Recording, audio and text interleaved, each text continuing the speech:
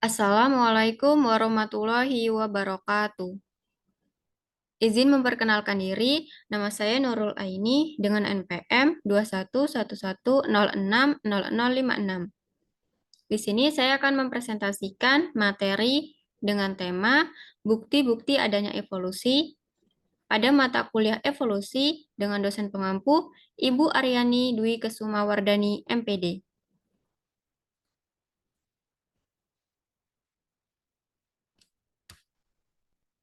Adapun subtema dari bukti adanya evolusi, yaitu ada perbandingan anatomi, perbandingan biokimia, fosil, dan perbandingan embriologi. Pengertian dari fosil. Fosil berasal dari bahasa Latin fossilis, yang artinya menggali. Fosil dapat diartikan sebagai sisa-sisa makhluk hidup yang telah membatu atau telah terperangkap di dalamnya. Pembagian fosil berdasarkan bentuknya ada dua. Yang pertama, fosil hewan. Pada hewan, yang menjadi fosil adalah exoskeleton, arthropoda, molluska, echinodermata, ataupun endoskeleton dan gigi vertebrata.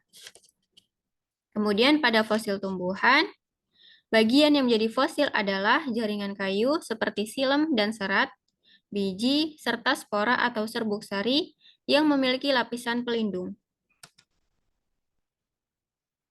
Contoh fosil bukti dari evolusi. Salah satu catatan fosil yang terbaik adalah catatan fosil evolusi kuda. Kuda, zebra, dan keledai diklasifikasikan dalam genus Equus, yang diduga dari moyang kuda Euphippus atau Hyracotherium dari zaman Eosin sekitar 55 juta tahun yang lalu. Dari zaman Eohippus hingga kuda modern, terdapat banyak mengalami peralihan. Penyusunan tulang dan gigi kuda yang telah memfosil menunjukkan suatu rangkaian evolusi kuda, yang meliputi pertambahan ukuran tubuh dan panjang kaki-kakinya, mereduksi jari lateral atau samping, dan menyatunya jari ketiga atau tengah, serta perkembangan gigi rahang atas dan rahang bawah. Selanjutnya yaitu ada perbandingan embrio. Petunjuk evolusi dapat juga ditemukan pada perkembangan beberapa organisme. Perkembangan sel telur yang sudah dibuahi hingga dilahirkan disebut embrio. Adapun ilmu tentang perkembangan organisme ini disebut embriologi. Apabila embrio-embrio hewan dibandingkan, ternyata pada awal perkembangannya memiliki bentuk yang hampir sama. Kesamaan bentuk awal dari embrio ini merupakan tanda bahwa mereka dahulunya berasal dari organisme yang sama dan mengalami evolusi dalam banyak keturunan, sehingga menjadi sangat berbeda. Selanjutnya ada perbandingan anatomi. Di sini ada contoh dari homologi manusia, kucing, paus, kelelawar. Sedangkan pada analoginya yaitu contohnya pada burung dan kelelawar. Anatomi makhluk hidup merupakan salah satu cabang biologi yang mempelajari struktur dalam tubuh makhluk hidup. Berdasarkan hasil studi, diketahui bahwa beberapa organisme yang berbeda memiliki organ-organ yang fungsinya sama.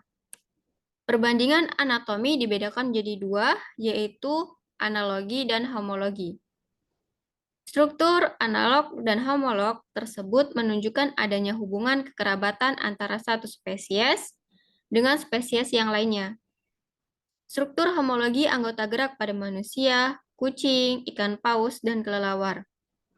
Hubungan tersebut juga menunjukkan perkembangan evolusioner yang semakin maju pada makhluk hidup. Selanjutnya yaitu bukti perbandingan biokimia. Setiap makhluk hidup memiliki DNA sebagai sumber informasi genetik yang akan diturunkan kepada keturunannya. DNA ini dapat mengalami perubahan akibat peristiwa mutasi yang merupakan alat utama terjadinya evolusi. Antara manusia dan monyet memiliki persamaan DNA hingga mencapai 90%. Tidak hanya itu, semua organisme memiliki ATP sebagai energi cadangan. Contohnya dalam proses respirasi, melibatkan reaksi-reaksi biokimiawi yang serupa pada semua spesies. Membandingkan DNA merupakan cara lain untuk mengetahui tingkat kekerabatan dua spesies organisme.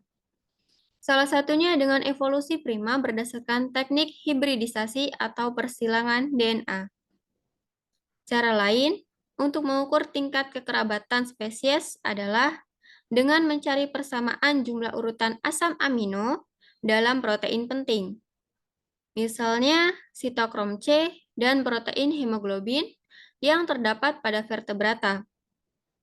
Makin jauh hubungan kekerabatan dua spesies organisme, maka makin banyak perbedaan komposisi proteinnya, karena makin banyak mutasi yang terjadi selama rentang waktu geologis yang memisahkan mereka.